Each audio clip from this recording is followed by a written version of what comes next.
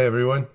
Today I'm going to discuss exporting data from Access tables and queries into Excel. This is something that everyone needs to do. It's extremely common, and I wanted to cover the subject today. I'm going to go over two approaches. The first one is the built-in transfer spreadsheet, and you're going to quickly see the limitations behind that. And that's why I'm not going to spend too much time on it. It's useful for a quick and dirty export, but when you want to get into anything beyond that, we're going to move over to my second, which is we're going to talk about Excel automation, where we gain complete control over everything. And I'm going to show you a function I developed a long time ago. It's up on my website. And we're going to go over how it can be used. And then we'll also look at basically the code behind it, so you can learn what you can do to actually change it and make it more suited to your needs if you need to do any tweaking and changing, etc. So let's dive into it. Let's have a little fun with Excel. So the first thing I wanted to cover today was the built-in method for doing this. And I'll just dive right onto their website, Microsoft's website. It's the DoCmd.TransferSpreadsheet. And as the name implies, it's used to transfer both ways. Can also be used for import, but today we're talking about exporting. So it transfers the data from Access out into Excel in our case today. The most important thing for you to notice, especially with the exporting here, is the second input argument right here, the spreadsheet type, as it controls what type of file is created, what version format is created when it creates an Excel document, Excel workbook. So here are the options that are available to you. And as you see here, if I pick the XL9, it actually creates an Excel in 2000 format, so an XLS. But if you select the XL12 XML, then you're getting the xlsx, which is what most people are common with nowadays. So typically, this is going to be the guy you're after when you're doing an export. Most of the other fields are really self-explanatory. The file name, so where you want to export it, it has to be a path, file name. Has fields. Do you want to include the fields as the first row in the exported data? So you don't have to, but you can if you want to. In the range. Now, note the range. This argument only applies to importing, but as I'm going to prove, that isn't true. But we'll look at that in a second. That's the basics of it. We're going to dive into it in 2 seconds with a couple concrete examples, but as you can see, it really isn't that hard. One word of caution. This command used to have an error. I used to face it with several of my clients, and it used to come up with too many fields. It actually had nothing to do with the number of fields. It actually had to do with the fact that the Excel document you were trying to export to, it already existed. And that, instead of giving you, file exists, you got a too many field error. Anyway, the problem seems to now be resolved. While testing to do this video, I no longer get that error, but should ever you get it, or you're running an older version of Access and you get this error, please consult my webpage. It has a couple ways to get around it with, as you can see, nothing too complex, just a couple lines. So if ever you're facing it, the solution is available on my webpage. Let's take a look at doing a transfer spreadsheet. If you open up the database, you'll see I have a basic table, a few columns of data. I created a query that only pulls 2 of those columns just to show that we can use a query. We'll look at the form in the next segment, which is about Excel automation. And then we get into the VBA behind all of this. So let's look at the basic export, which is the transfer spreadsheet.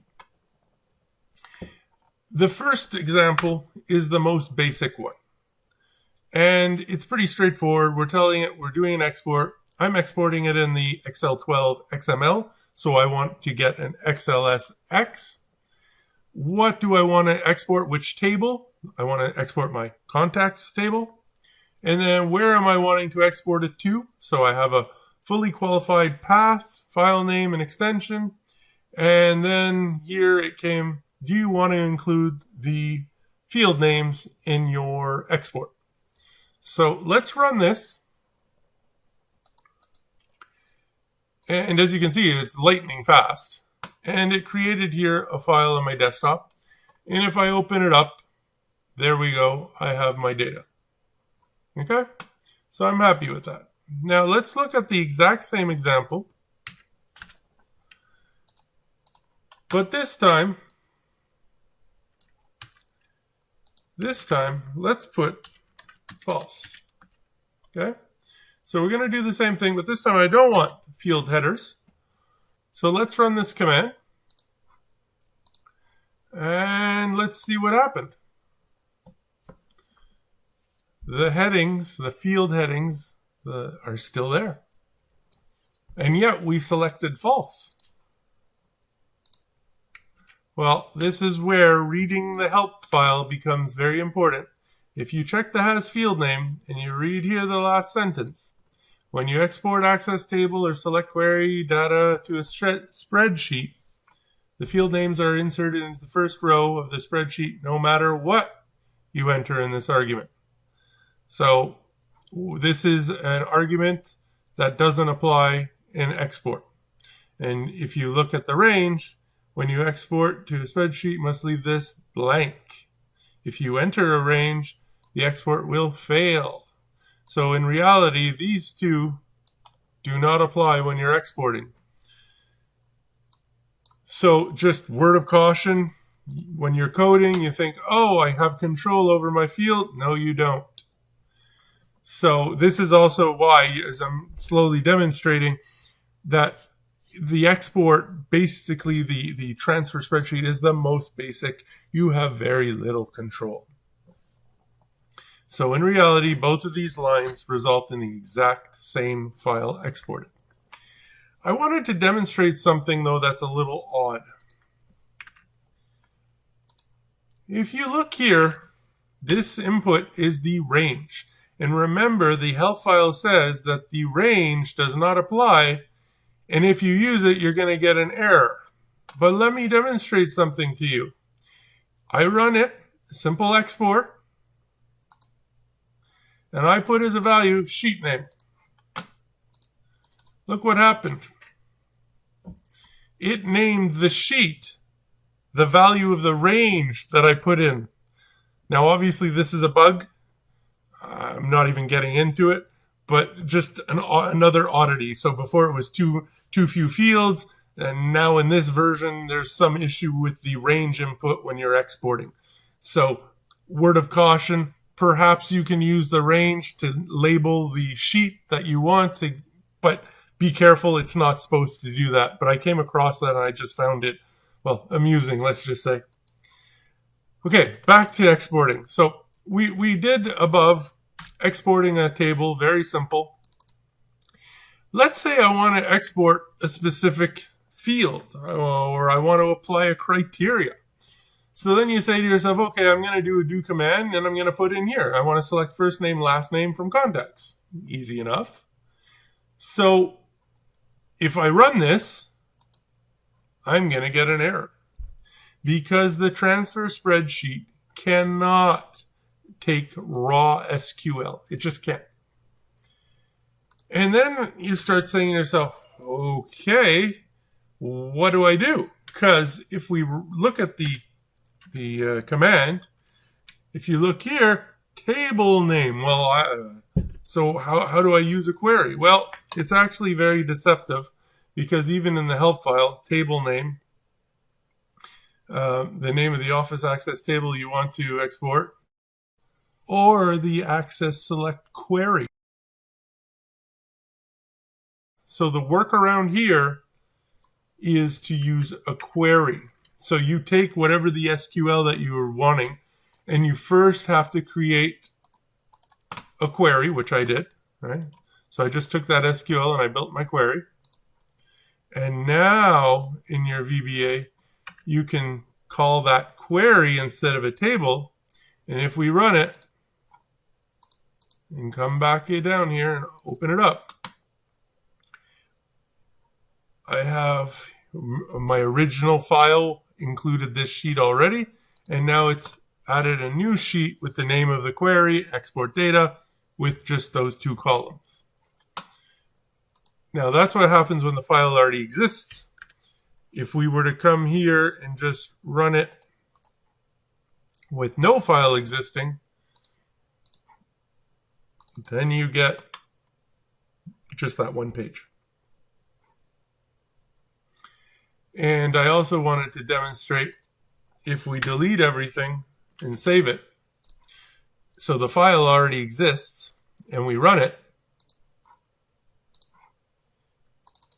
and we open the file, it updates that page.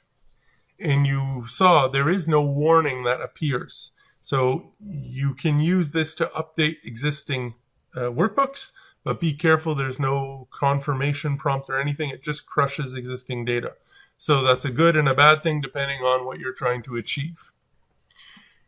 So that pretty much sums it up for the transfer spreadsheet method. It's very basic. As you can see, the documentation is outdated or inaccurate. I'm not quite sure how you want to qualify it. You can use it to export both tables and queries. Pay attention to the documentation. You're going to learn that the fields don't apply, the range doesn't apply. You can't use raw SQL, as I demonstrated here. And be careful, and let's do an example of it actually. Be careful with what format you use. Okay, this guy here, I was always doing that one example, but let's take the example of 9. So we're doing an XLS, and if we run it,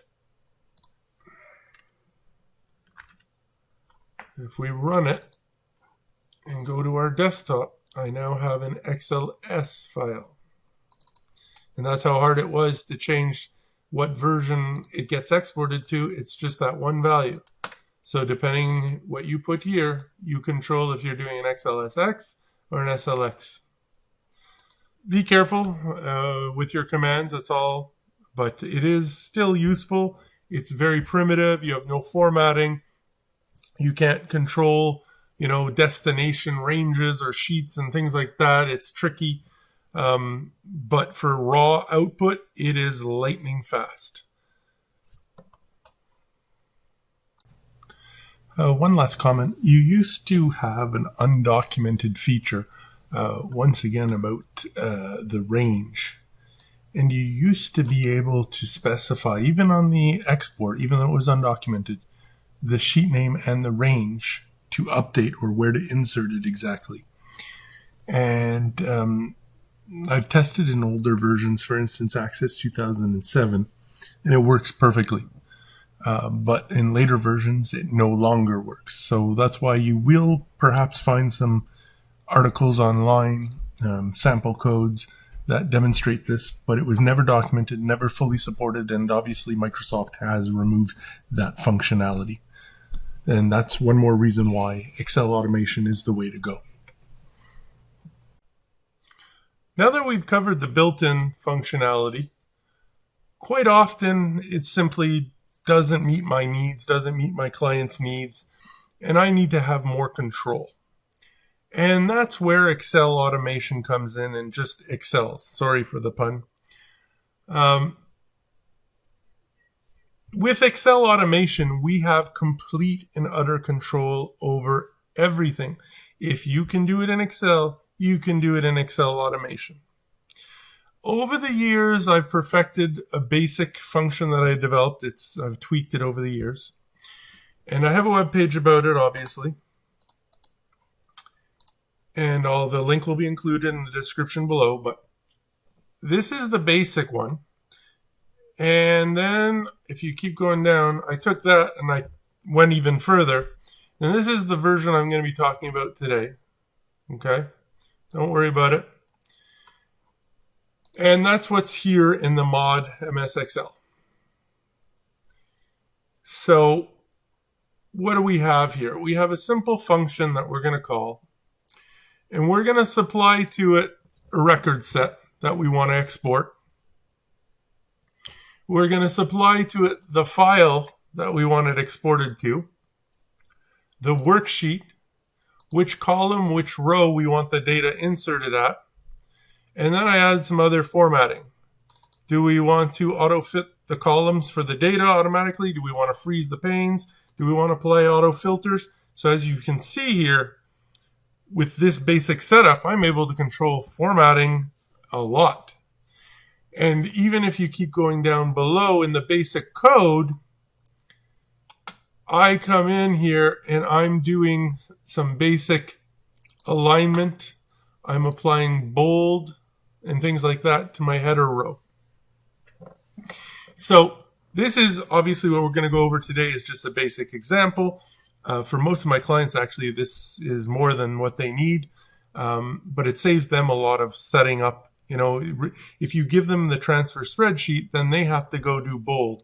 They have to freeze panes. They have to auto fit columns and rows. They have to do auto filters. And, you know, it's so simple in VBA, but you save them 5-10 minutes every single time, and you guarantee the output. So this is where the power of automation really shines through. So let's just look quickly at the arguments. You're going to see there are arguments. Yes, they're optional, and I explain what happens here. So let's say the file. If none is provided, a new document, a new workbook is created. If you supply one, then that file is going to be what gets updated. So it does both a creation of a new or an updating. Worksheet. The name of the worksheet to update. And if one isn't supplied, then it will automatically be created. So very similar. And you have, like I said, the rest of them are pretty self-explanatory: column, row, fit. So let's take an example and do a demo here. And the very first one I just wanted to illustrate here, because now we're passing a record set, we first have to create a record set.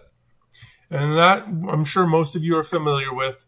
We do our dim statements, we set our variable, we build up a query, or we could use directly a table, or we could use directly a query also, or we can use raw SQL. So you could do, let me demonstrate here, you could do the contacts, right? You can use a table directly if you wanted. You could use the object name for your query. Okay, so you can use a table, you can use a query, and you can use SQL Statements. Okay, you build up what you need here, and then we use the RS to open it up, and we pass the RS to our function. So let's just look at one or two examples. Let's comment these out. Let's use the SQL, but as a table. So let's comment this out. We're going to use the table directly. And the command is very simple, as you can see. We're exporting record set to Excel, fine. The RS that we want to pass to it, so the data. The next thing would be the file. We're not going to give them one, it's going to create a new one for us. What do we want to export? The name of the sheet that we want to export it to. It could be anything. Hello world. The column and row, do you want auto fit, do you want auto filter, etc., etc. And then it just cleans up after itself. So if we run this, it opens up a new workbook. Hello world was the name that I specified. And it went and put it at column 2, row 5. And there's all our data. It auto fit the columns. It applied an auto filter. And it applied a freeze pane at the header row.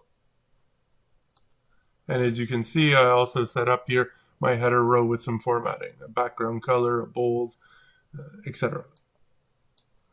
So that would be in the case of a new file. You could also come here and use the query. And if we run it, there you go. And the query only has 2 fields, so we only get 2 fields as a result. And we can pick any which one. I just want to export the females. You run it, and there you go. We only have the females. So this already, I hope you're starting to see how much more flexible and powerful Excel automation is, because not only do we have the capability that we previously did with tables and queries, but now you can use raw SQL. Okay, that would be the first example. The second example, we're going to export it to an existing file. Okay, export demo. If we open up export demo just to show you, there is nothing in it. It is blank. All we have is a sheet named existing contacts. So if we come here, it's the same command as before, except now we're telling it we want to update an existing file. And I want to put it on a sheet named contacts. We don't have contacts. We have existing contacts. So if we run this, it will create that page, that sheet for us, and add the data. Similarly, and don't forget, nothing is saved, so we have to save it. Similarly, we could come, the exact same general idea, we're using SQL, we're updating the exact same file, but this time I'm saying use the sheet that already exists. So if we run it, now my existing contact sheet gets updated. It doesn't create a new one. So you have the power of both creating new or updating. Okay. Taking things to the next level, this all has been beautiful. It's all hard-coded. But sometimes it's nice to give our users the ability to have control over things. And that's where this form comes into play. Let's look at it. I created a very simple form where the user can pick between the 3 fields that I thought were useful, but it can be anything in reality. And they're all multi-select list boxes, so they can pick one or all or none. And if you read the text at the top, if you select nothing, then it doesn't apply a filter on that field. So basically, by leaving it blank, you're selecting everything. The minute you click, then you're applying a filter. And then I made these buttons at the top just to facilitate selection in certain cases. And what this does, if we go and briefly just look at the code behind the form, is when you run it, it's going to gen SQL. It's going to generate the SQL based on the selections. And then we use that to build a record set that we export. And it really isn't rocket science. It's a typical SQL, select the fields from where, and then we just go through the context, the gender, the job titles, and we go for each item selected. We build up a list of items selected, and we build up a where we're saying, okay, for the context, the contact ID in, and we put the listing of selected IDs. Same thing here, the genders, when we put the listing of selected genders. Job titles, and we put the list of selected job titles because we iterate through them here one after the other after the other. So then that passes back the SQL. Like I said, it generates our record set that we pass to our command. So let's look at it in operation. And let's say we just wanted to export a list of female contacts. You'd press export, and there you go. You only have the females. And by default right now, since we're learning, I have the gen SQL export the result. So as you can see, it's building a simple query where gender and female. And you could easily take that, like I say, troubleshooting, copy paste it into your query by example editor, and you could see what is working or what isn't working. And you can concatenate. Nothing is exclusive here. So you could say, I want to go get all the female accountants. I don't know if there are any. Let's see. You press export, and no, there are none returned. So we could look at our query and say, ooh, that's fishy to me. I don't think that's right. Well, you can just, in 2 seconds, come here and confirm it. And as you can see, there are none. So the query is working properly. So it's just a question of what have we done wrong. What job title actually does have a female in it, and I don't know, but let's try these and see if we get any. And yes, we do. And we come here and we say, okay, I want all of these professions. And now we have both male and female. And we could say, we could come here and we could say, what does Anthony and what do Bart and Bryce have? Okay, so we select those 3, and there we go. And then out of those, which one are women? And we run it. Oh, only Bryce is a woman. So just demonstrating, the whole point of this form was just to demonstrate how you can take a VBA function and integrate it easily into a form and make this something that your users can use. I do this actually a lot because then it gives my users complete flexibility to export data, to play around with it and things like that. It's great for management reporting where they can come in and pull out just what they need. You know, I have a lot of clients, they do reporting and they come in, they'll select a specific city, they'll look at age groups or genders and things like that, and giving them a form where they have the flexibility. They love it because then they're not always calling me for a new report and update this report and change. They have complete control, and the formatting is always set. So once you set up the formatting the way your client likes, the colors, the labels, that type of thing, then they have complete control. Talking about which, one nice thing also with the Excel, if we look at the Excel, let's look at one of the ones where we have, okay, here where we're using SQL, let's say. Let's go back up to the top. Where is it here? Okay, let's take this one here. Okay, and if we just do this quickly, let's pick 2 fields. So first name and last name. Okay, let's say we're just taking 2 fields. That's what we want. And let's run this and look at the result. Okay, so you get first name, last name, which is normal. This is what we'd expect. One beautiful thing with this, however, is we can use aliasing to make things proper.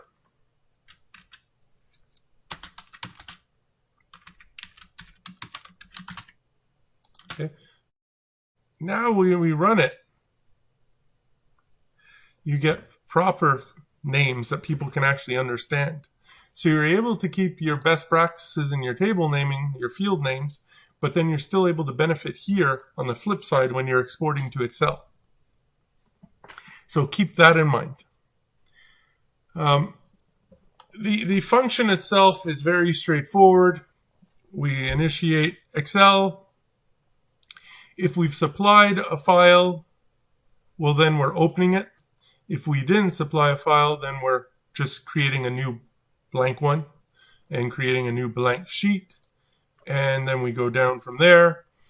I check to see if we actually have records. Then I build the header row. So this is what we're doing here. We're iterating over the fields that were supplied in the record set. So one by one, we're adding the field names. Okay, field names. And then here I'm formatting that first row. So the header row. I'm making it bold. I'm making a background color. I'm making the font color. And I'm centering the words. Then in one command, we're able to paste all the data right under it.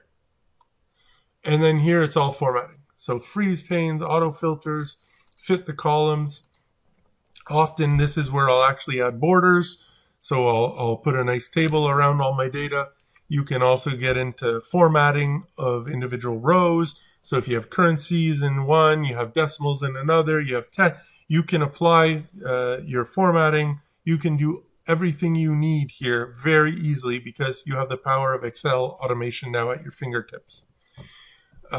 So today, this is simple illustrative examples, some basic stuff, but just know you can push it as far as you need to go. And I've had several demonstrations of that in the past. I'll see, maybe I can add a couple more here before I publish this on my website. But I hope this demonstrates to you how you can now use a very simple function to export data and have a lot more control over it than just using the basic transfer spreadsheet from Microsoft. I hope that's been informative. I hope this has taught you guys something new, especially using the Excel automation and the function that I'm providing, because it really did take a bit of time to develop and make something that was reliable. But now I use it on almost every single database I create. Like I say, my clients love it.